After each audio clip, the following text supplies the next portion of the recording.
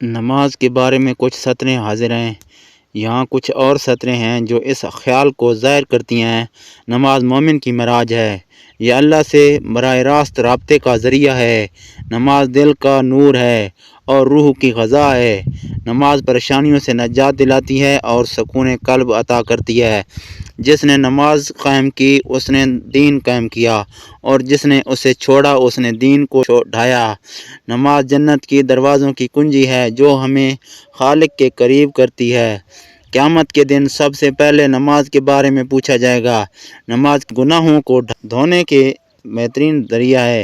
باجماعت نماز ادا کرنے کا ثواب کہیں زیادہ ہے۔ خشوع و خضوع سے پڑھی گئی نماز دل کو پاکیزہ کرتی ہے۔ نماز زندگی کے ہر معاملہ میں رہنمائی فرماتی ہے۔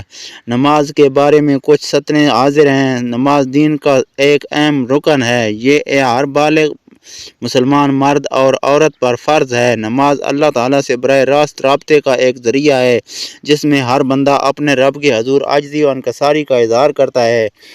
دن میں 5 وقت کی نمازیں مقرر ہیں، فجر، ظہر، عصر، مغرب اور عشاء۔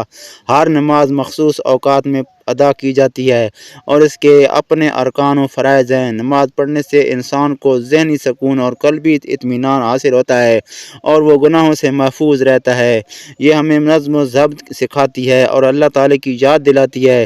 یقینی طور پر ایسی سطریں حاضر ہیں۔ نماز دین کا ستون ہے جو ایمان کی بنیادوں میں سے ایک مضبوط بنیاد ہے۔ جس طرح کوئی عمارت بغیر ستونوں کے قائم نہیں رہ سکتی، اسی طرح دین بھی نماز کے بغیر مکمل نہیں ہوتا۔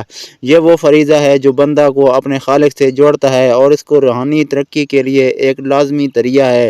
نماز نہ صرف ایک عبادت ہے بلکہ یہ ہمارے کردار کو سنوارتی ہے، ہمیں برائیوں سے بچاتی ہے اور ہمارے دلوں کو پاکیزہ کرتی ہے۔ بس ہمیں چاہیے کہ اس ستون کو مضبوطی سے تھامے رکھیں تاکہ ہمارا دین قائم اور دائم رہے۔